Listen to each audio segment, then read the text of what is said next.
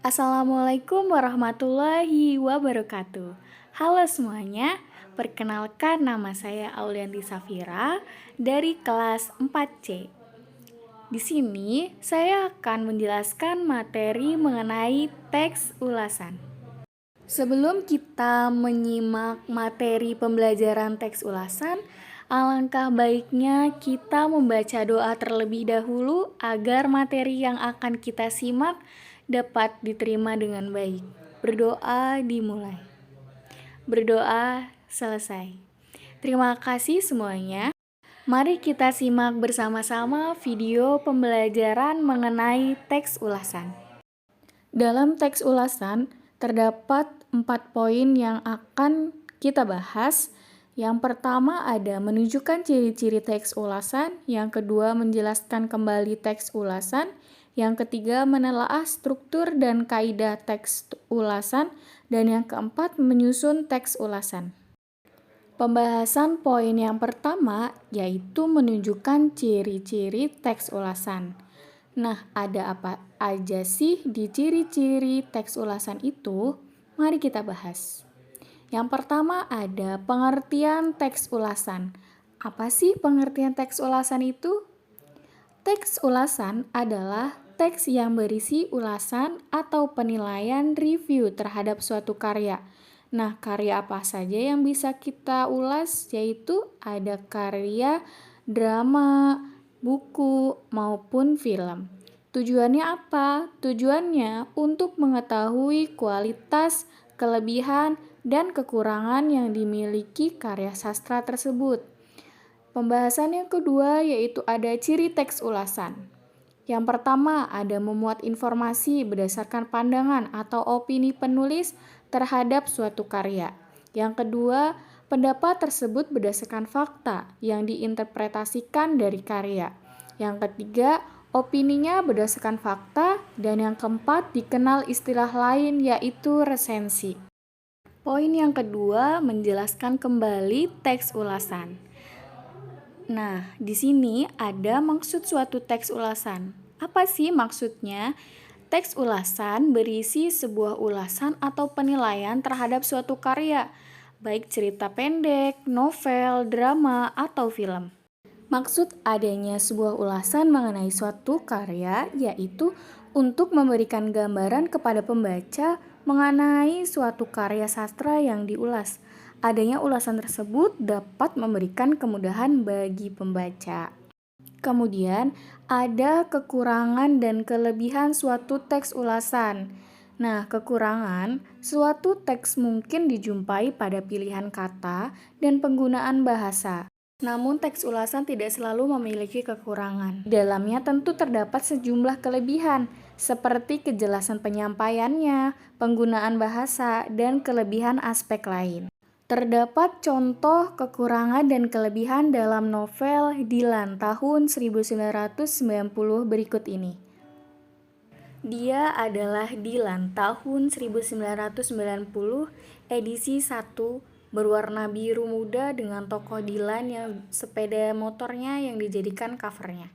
Nah, gambar Dilan yang menggunakan seragam SMA dengan gaya yang sangat santai yang terletak di cover diilustrasikan sendiri oleh sang penulis yaitu Pidi Baik. Gambar yang terdapat di cover menjadi ciri-ciri dari isi novel yang menggambarkan kehidupan remaja. Di bawah gambar Dilan tercantum quotes Pidi Baik yang menambah kesan menarik bagi sampulnya. Terdapat kekurangan dan kelebihan dalam novel Dilan tahun 1990 yaitu sebagai berikut.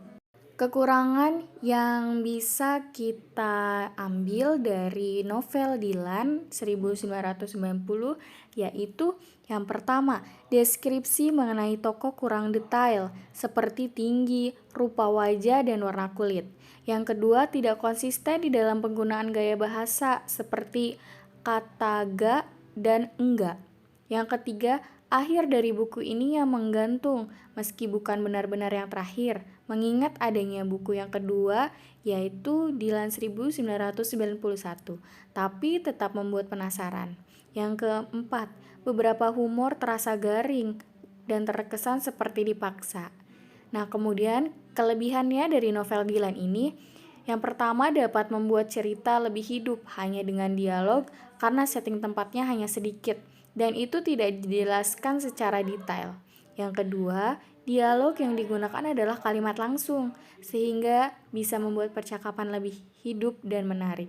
Yang ketiga, bahasa yang digunakan begitu sederhana, tidak norak namun dapat terasa nuansa romantismenya. Poin yang ketiga yaitu menelaah struktur dan kaidah teks ulasan. Ada dua pembahasan, yang pertama struktur teks ulasan. Nah, yang pertama ada identitas karya. Identitas karya dicantumkan dalam buku resensi, meliputi judul buku, nama pengarang, penerbit, tahun terbit, kota terbit, ukuran buku, dan jumlah halaman buku. Nah, yang kedua ada orientasi, berisi pengenalan gambaran umum mengenai sebuah karya, film, atau drama yang akan diulas. Gambaran umum menyiapkan latar belakang bagi pembaca. Yang ketiga ada sinopsis. Sinopsis berisi ringkasan sebuah cerita yang menggambarkan pemahaman penulis terhadap isi film, drama, atau novel. Yang keempat ada analisis. Analisis yaitu paparan tentang keberadaan unsur-unsur cerita seperti tema, penokohan, dan alur. Nah, yang kelima ada evaluasi. Evaluasi yaitu paparan tentang keberadaan unsur-unsur cerita seperti tema, penokohan, dan alur. Pembahasan yang kedua yaitu ada kaidah kebahasan teks ulasan.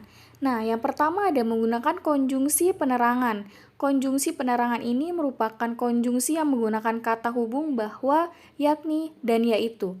Yang kedua, menggunakan konjungsi temporal. Konjungsi temporal merupakan konjungsi yang menggunakan kata hubung sejak, semenjak, kemudian, dan akhiran.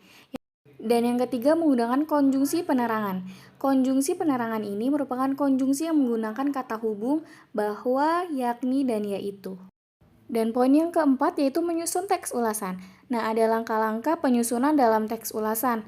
Yang pertama, memilih jenis buku yang akan diulas. Buku yang dipilih sebaiknya termasuk buku yang mutakhir atau terbaru.